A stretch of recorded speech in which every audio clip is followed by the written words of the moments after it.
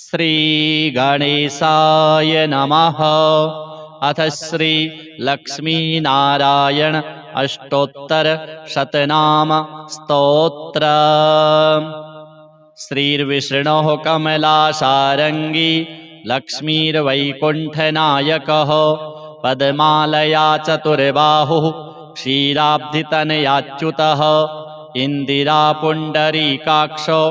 रमा गरुडवाहनः भार्गवी शेषपर्यङ्को विशालाक्षी जनार्दनः स्वर्णांगी वरदो देवी हरिरिन्दुमुखी प्रभुः सुंदरी नरकध्वंसी लोकमाता मुरान्तकः भक्तप्रिया दानवारिः अंबिका मधुसूदनः वैष्णवी देवकी पुत्रो रुक्मिणी केशिमर्दनः वरलक्ष्मी जगन्नाथः कीरवाणी हलायुधः नित्या सत्यव्रतो गौरी शौरिः कान्तासुरेश्वरः नारायणी हृषिकेशः पद्महस्ता त्रिविक्रमः माधवी पद्मनाभश्च स्वर्णवर्णानिरीश्वरः सती पीताम्बरः शान्ता वनमाली क्षमानघः जयप्रदा बलिध्वंसी वसुधा पुरुषोत्तमः राज्यप्रदाखिलाधारो माया कंसविदारणः महेश्वरी महादेवो परमा पुण्यविग्रहः रमा मुकुन्दः सुमुखी मुचुकुन्दवरप्रदः वेदवेद्याब्धिजा माता सुरूपार्केन्दुलोचनः पुण्याङ्गना पुण्यपादो पावनी पुण्यकीर्तनः विश्वप्रिया विश्वनाथो वाग्रूपी वासवानुजः सरस्वती स्वर्णगर्भो गायत्री गोपिका प्रियः यज्ञरूपा यज्ञभोक्ता भक्ताभीष्टप्रदा गुरुः स्तोत्रक्रिया स्तोत्रकारः सुकुमारी सवर्णकः मानिनी मंदरधरो सावित्री जन्मवर्जितः मंत्रगोत्री महेश्वासो योगिनी योगवल्लभः जयप्रदा जयकरः रक्षित्री सर्वरक्षकः अष्टोत्तरशतं नाम्नां लक्ष्म्या नारायणस्य च यः पठेत् प्रातरुत्थाय सर्वदा विजयी भवेत्। श्री लक्ष्मी नारायणार्पणमस्तु। श्रीर्विष्णुः कमलाशारंगी लक्ष्मीर्वैकुण्ठनायकः पद्मालया चतुर्बाहुः क्षीराब्धितनयाच्युतः इंदिरा पुण्डरीकाक्षो रमा गरुडवाहनः भार्गवी शेषपर्यङ्को विशालाक्षी जनार्दनः स्वर्णांगी वरदो देवी हरिरिन्दुमुखी प्रभुः सुंदरी नरकध्वंसी लोकमाता मुरान्तकः भक्तप्रिया दानवारिः अंबिका मधुसूदनः वैष्णवी देवकी पुत्रो रुक्मिणी केशिमर्दनः वरलक्ष्मी जगन्नाथः कीरवाणी हलायुधः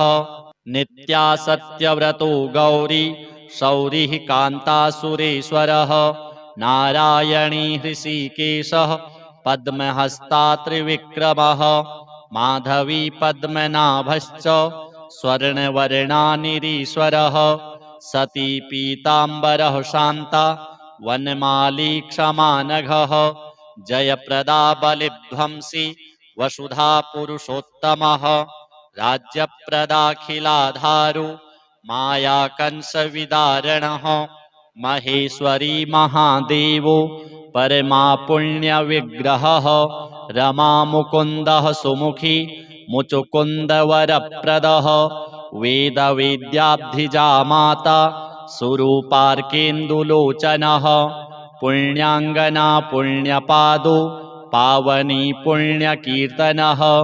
विश्वप्रिया विश्वनाथो वाग्रूपी वासवानुजः सरस्वती स्वर्णगर्भो गायत्री गोपिका प्रियः यज्ञरूपा यज्ञभोक्ता भक्ताभीष्टप्रदा गुरुः स्तोत्रक्रिया स्तोत्रकारः सुकुमारी सवर्णकः मानिनी मन्दरधरो सावित्री जन्मवर्जितः मन्त्रगोत्री महेश्वासो योगिनी योगवल्लभः जयप्रदा जयकरः रक्षित्री सर्वरक्षकः अष्टोत्तरशतं नाम्नां लक्ष्म्या नारायणस्य च यः पठेत् प्रातरुत्थाय सर्वदा विजयी भवेत्। श्रीलक्ष्मीनारायणार्पणमस्तु। श्रीर्विष्णोः कमलासारङ्गी लक्ष्मीर्वैकुण्ठनायकः पद्मालया चतुर्बाहुः क्षीराब्धितनयाच्युतः इन्दिरा पुण्डरीकाक्षो रमा गरुडवाहनः भार्गवी शेषपर्यङ्को विशालाक्षी जनार्दनः स्वर्णाङ्गी वरदो देवी हरिरिन्दुमुखी प्रभुः सुन्दरी नरकध्वंसी लोकमाता मुरान्तकः भक्तप्रिया दानवारिः अम्बिका मधुसूदनः वैष्णवी देवकी पुत्रो रुक्मिणी केशिमर्दनः वरलक्ष्मी जगन्नाथः कीरवाणी हलायुधः नित्या सत्यव्रतो गौरी शौरिः कान्तासुरेश्वरः नारायणी हृषीकेशः पद्महस्ता त्रिविक्रमः माधवी पद्मनाभश्च स्वर्णवर्णानिरीश्वरः सती पीताम्बरः शान्ता वनमाली क्षमानघः जयप्रदा बलिध्वंसी वसुधा पुरुषोत्तमः राज्यप्रदाखिलाधारो मायाकंसविदारणः महेश्वरी महादेवो परमा पुण्यविग्रहः रमामुकुन्दः सुमुखी मुचुकुन्दवरप्रदः वेदवेद्याब्धिजा माता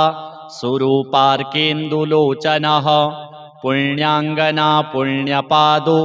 पावनी पुण्यकीर्तनः विश्वप्रिया विश्वनाथो वाग्रूपी वासवानुजः सरस्वती स्वर्णगर्भो गायत्री गोपिका प्रियः यज्ञरूपा यज्ञभोक्ता भक्ताभीष्टप्रदा गुरुः स्तोत्रक्रिया स्तोत्रकारः सुकुमारी सवर्णकः मानिनी मन्दरधरो सावित्री जन्मवर्जितः मन्त्रगोत्री महेश्वासो योगिनी योगवल्लभः जयप्रदा जयकरः रक्षित्री सर्वरक्षकः अष्टोत्तरशतं नाम्नां लक्ष्म्या नारायणस्य च यः पठेत् प्रातरुत्थाय सर्वदा विजयी भवेत्। श्रीलक्ष्मीनारायणार्पणमस्तु। श्रीर्विष्णोः कमलासारङ्गी लक्ष्मीर्वैकुण्ठनायकः पद्मालया चतुर्बाहुः क्षीराब्धितनयाच्युतः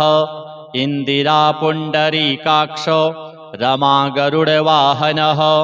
भार्गवी शेषपर्यङ्को विशालाक्षी जनार्दनः स्वर्णाङ्गी वरदो देवी हरिरिन्दुमुखी प्रभुः सुन्दरी नरकध्वंसी लोकमाता मुरान्तकः भक्तप्रिया दानवारिः अम्बिका मधुसूदनः वैष्णवी देवकी पुत्रो रुक्मिणी केशिमर्दनः वरलक्ष्मी जगन्नाथः कीरवाणी हलायुधः नित्या सत्यव्रतो गौरी शौरिः कान्तासुरेश्वरः नारायणी हृषीकेशः पद्महस्ता त्रिविक्रमः माधवी पद्मनाभश्च स्वर्णवर्णानिरीश्वरः सती पीताम्बरः शान्ता वनमाली क्षमानघः जयप्रदा बलिध्वंसी वसुधा पुरुषोत्तमः राज्यप्रदाखिलाधारो मायाकंसविदारणः महेश्वरी महादेवो परमा पुण्यविग्रहः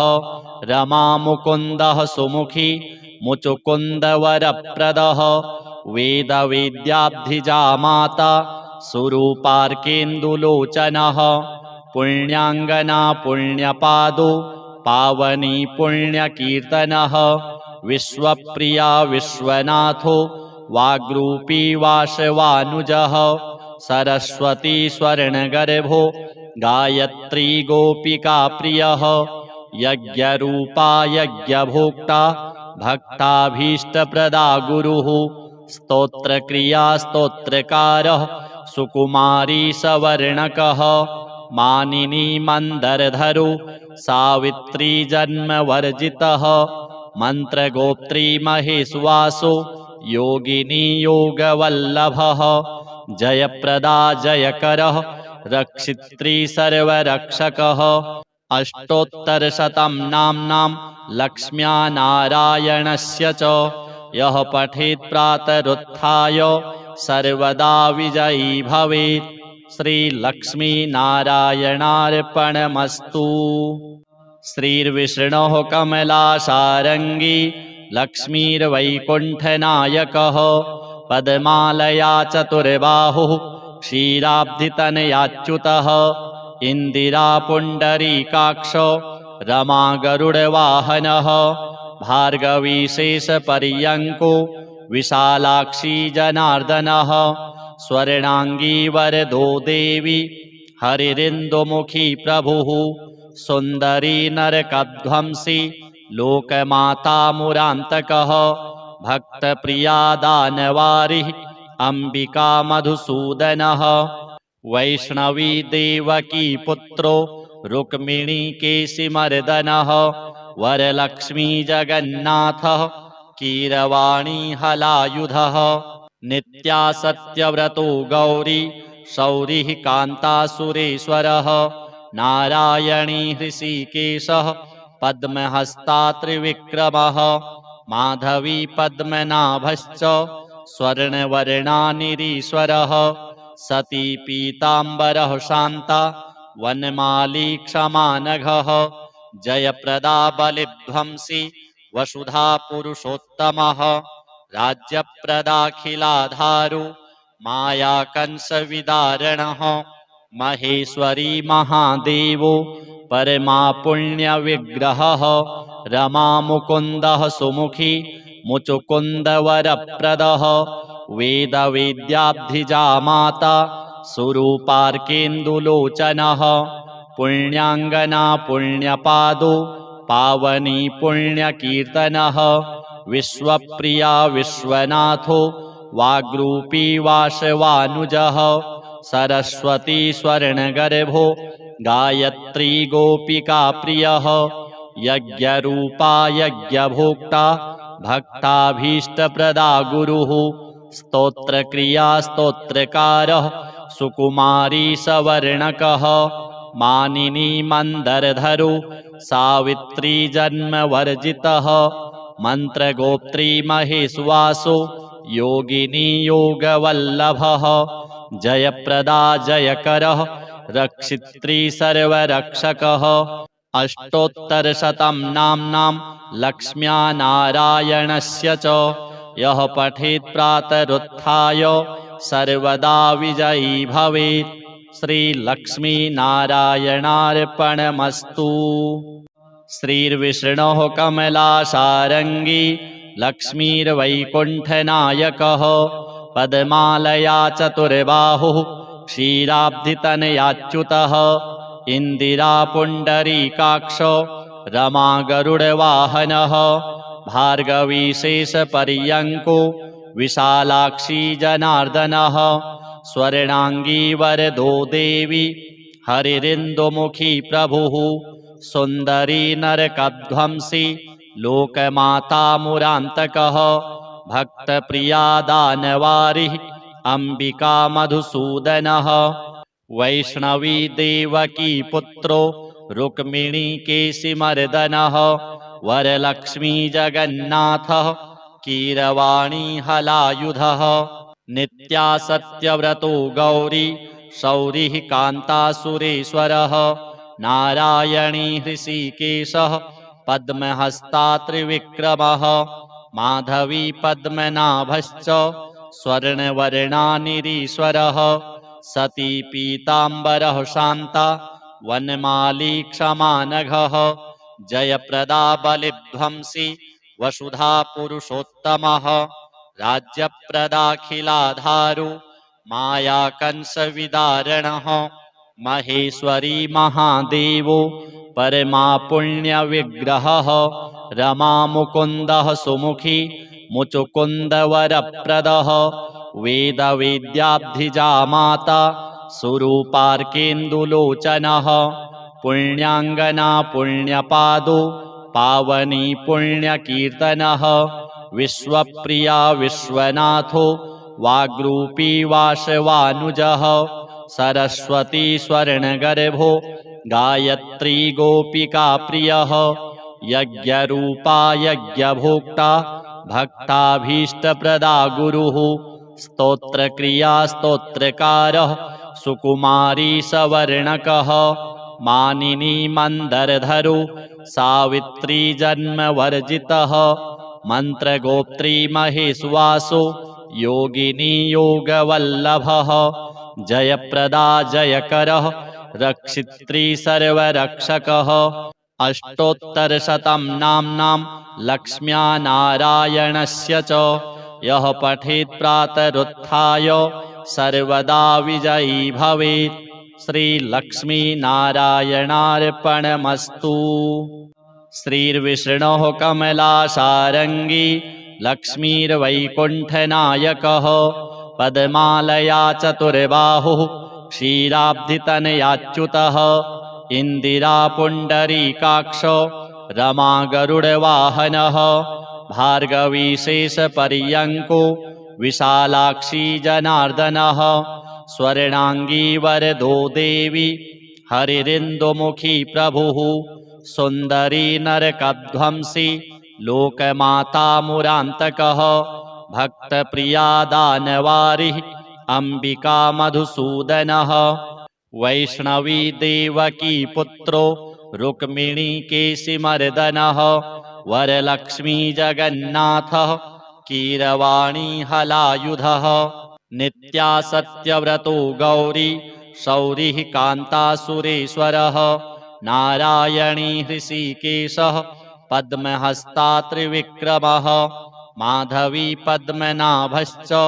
स्वर्णवर्णानिरीश्वरः सती पीताम्बरः शान्ता वनमाली क्षमानघः जयप्रदा बलिध्वंसी वसुधा पुरुषोत्तमः राज्यप्रदाखिलाधारु मायाकंसविदारणः महेश्वरी महादेवो परमा पुण्यविग्रहः रमामुकुन्दः सुमुखी मुचुकुन्दवरप्रदः वेदवेद्याब्धिजा माता सुरूपार्केन्दुलोचनः पुण्याङ्गना पुण्यपादो पावनी पुण्यकीर्तनः विश्वप्रिया विश्वनाथो वाग्रूपी वासवानुजः सरस्वती स्वर्णगर्भो गायत्री गोपिकाप्रियः यज्ञरूपा यज्ञभोक्ता भक्ताभीष्टप्रदा गुरुः स्तोत्रक्रिया स्तोत्रकारः सुकुमारी सवर्णकः मानिनी मन्दरधरो सावित्री जन्मवर्जितः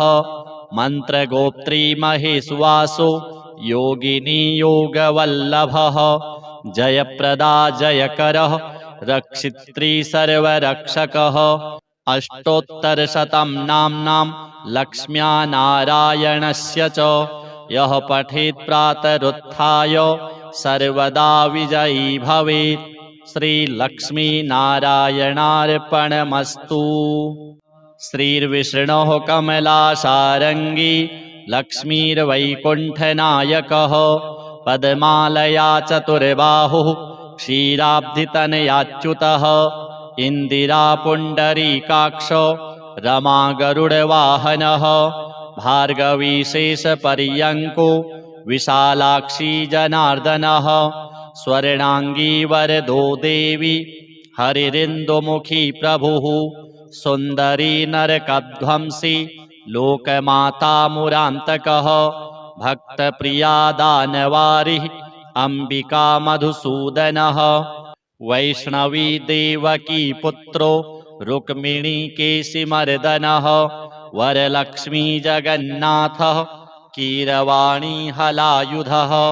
नित्या सत्यव्रतो गौरी शौरिः कान्तासुरेश्वरः नारायणी हृषीकेशः पद्महस्ता त्रिविक्रमः माधवी पद्मनाभश्च स्वर्णवर्णानिरीश्वरः सती पीताम्बरः शान्ता वनमाली क्षमानघः जयप्रदा बलिध्वंसी वसुधा पुरुषोत्तमः राज्यप्रदाखिलाधारो मायाकंसविदारणः महेश्वरी महादेवो परमा पुण्यविग्रहः रमामुकुन्दः सुमुखी मुचुकुन्दवरप्रदः वेदवेद्याब्धिजा माता सुरूपार्केन्दुलोचनः पुण्याङ्गना पुण्यपादो पावनी पुण्यकीर्तनः विश्वप्रिया विश्वनाथो वाग्रूपी वासवानुजः सरस्वती स्वर्णगर्भो गायत्री गोपिका प्रियः यज्ञरूपा यज्ञभोक्ता भक्ताभीष्टप्रदा गुरुः स्तोत्रक्रिया स्तोत्रकारः सुकुमारी सवर्णकः मानिनी मन्दरधरो सावित्री जन्मवर्जितः मन्त्रगोत्री महेश्वासो योगिनी योगवल्लभः जयप्रदा जयकरः रक्षित्री सर्वरक्षकः अष्टोत्तरशतं नाम्नां लक्ष्म्या नारायणस्य च यः पठेत् प्रातरुत्थाय सर्वदा विजयी भवेत्। श्रीलक्ष्मीनारायणार्पणमस्तु। श्रीर्विष्णोः कमलाशारङ्गी लक्ष्मीर्वैकुण्ठनायकः पद्मालया चतुर्बाहुः क्षीराब्धितनयाच्युतः इन्दिरा पुण्डरीकाक्षो रमा गरुडवाहनः भार्गवी शेषपर्यङ्को विशालाक्षी जनार्दनः स्वर्णांगी वरदो देवी हरिरिन्दुमुखी प्रभुः सुन्दरी नरकध्वंसी लोकमाता मुरान्तकः भक्तप्रिया दानवारिः अम्बिका मधुसूदनः वैष्णवी देवकी पुत्रो रुक्मिणी केशिमर्दनः वरलक्ष्मी जगन्नाथः कीरवाणी हलायुधः नित्या सत्यव्रतो गौरी शौरिः कान्तासुरेश्वरः नारायणी हृषीकेशः पद्महस्ता त्रिविक्रमः माधवी पद्मनाभश्च स्वर्णवर्णानिरीश्वरः सती पीताम्बरः शान्ता वनमाली क्षमानघः जयप्रदा बलिध्वंसी वसुधा पुरुषोत्तमः राज्यप्रदाखिलाधारो मायाकंसविदारणः महेश्वरी महादेवो परमा पुण्यविग्रहः रमामुकुन्दः सुमुखी मुचुकुन्दवरप्रदः वेदवेद्याब्धिजा माता सुरूपार्केन्दुलोचनः पुण्याङ्गना पुण्यपादो पावनी पुण्यकीर्तनः विश्वप्रिया विश्वनाथो वाग्रूपी वासवानुजः सरस्वती स्वर्णगर्भो गायत्री गोपिका प्रियः यज्ञरूपा यज्ञभोक्ता भक्ताभीष्टप्रदा गुरुः स्तोत्रक्रिया स्तोत्रकारः सुकुमारी सवर्णकः मानिनी मन्दरधरो सावित्री जन्मवर्जितः मन्त्रगोत्री महेश्वासो योगिनी योगवल्लभः जयप्रदा जयकरः रक्षित्री सर्वरक्षकः अष्टोत्तरशतं नाम्नां लक्ष्म्या नारायणस्य च यः पठेत् प्रातरुत्थाय सर्वदा विजयी भवेत्। श्रीलक्ष्मीनारायणार्पणमस्तु। श्रीर्विष्णोः कमलासारङ्गी लक्ष्मीर्वैकुण्ठनायकः पद्मालया चतुर्बाहुः क्षीराब्धितनयाच्युतः इन्दिरापुण्डरीकाक्षो रमा गरुडवाहनः भार्गवीशेषपर्यङ्को विशालाक्षी जनार्दनः स्वर्णाङ्गी वरदो देवी हरिरिन्दुमुखी प्रभुः सुन्दरी नरकध्वंसी लोकमाता मुरान्तकः भक्तप्रिया दानवारिः अम्बिका मधुसूदनः वैष्णवी देवकी पुत्रो रुक्मिणीकेशिमर्दनः वरलक्ष्मी जगन्नाथः कीरवाणी हलायुधः नित्या सत्यव्रतो गौरी शौरिः कान्तासुरेश्वरः नारायणी हृषीकेशः पद्महस्ता त्रिविक्रमः माधवी पद्मनाभश्च स्वर्णवर्णानिरीश्वरः सती पीताम्बरः शान्ता वनमाली क्षमानघः जयप्रदा बलिध्वंसी वसुधा पुरुषोत्तमः राज्यप्रदाखिलाधारो मायाकंसविदारणः महेश्वरी महादेवो परमा पुण्यविग्रहः रमामुकुन्दः सुमुखी मुचुकुन्दवरप्रदः वेदवेद्याब्धिजा माता सुरूपार्केन्दुलोचनः पुण्याङ्गना पुण्यपादो पावनी पुण्यकीर्तनः विश्वप्रिया विश्वनाथो वाग्रूपी वासवानुजः सरस्वती स्वर्णगर्भो गायत्री गोपिका प्रियः यज्ञरूपा यज्ञभोक्ता भक्ताभीष्टप्रदा गुरुः स्तोत्रक्रिया स्तोत्रकारः सुकुमारी सवर्णकः मानिनी मन्दरधरो सावित्री जन्मवर्जितः मन्त्रगोप्त्री महेश्वासो योगिनी योगवल्लभः जयप्रदा जयकरः रक्षित्री सर्वरक्षकः अष्टोत्तरशतं नाम्नां लक्ष्म्या नारायणस्य च यः पठेत् प्रातरुत्थाय सर्वदा विजयी भवेत्। श्रीलक्ष्मीनारायणार्पणमस्तु। श्रीर्विष्णोः कमलासारङ्गी लक्ष्मीर्वैकुण्ठनायकः पद्मालया चतुर्बाहुः क्षीराब्धितनयाच्युतः इन्दिरापुण्डरीकाक्षो रमा गरुडवाहनः भार्गवीशेषपर्यङ्को विशालाक्षी जनार्दनः स्वर्णाङ्गी वरदो देवी हरिरिन्दुमुखी प्रभुः सुन्दरी नरकध्वंसी लोकमाता मुरान्तकः भक्तप्रिया दानवारिः अम्बिका मधुसूदनः वैष्णवी देवकी पुत्रो रुक्मिणीकेशिमर्दनः वरलक्ष्मी जगन्नाथः कीरवाणी हलायुधः नित्या सत्यव्रतो गौरी शौरिः कान्तासुरेश्वरः नारायणी हृषीकेशः पद्महस्ता त्रिविक्रमः माधवी पद्मनाभश्च स्वर्णवर्णानिरीश्वरः सती पीताम्बरः शान्ता वनमाली क्षमानघः जयप्रदा बलिध्वंसी वसुधा पुरुषोत्तमः राज्यप्रदाखिलाधारो मायाकंसविदारणः महेश्वरी महादेवो परमा पुण्यविग्रहः रमामुकुन्दः सुमुखी मुचुकुन्दवरप्रदः वेदवेद्याब्धिजा माता सुरूपार्केन्दुलोचनः पुण्याङ्गना पुण्यपादो पावनी पुण्यकीर्तनः विश्वप्रिया विश्वनाथो वाग्रूपी वासवानुजः सरस्वती स्वर्णगर्भो गायत्री गोपिका प्रियः यज्ञरूपा यज्ञभोक्ता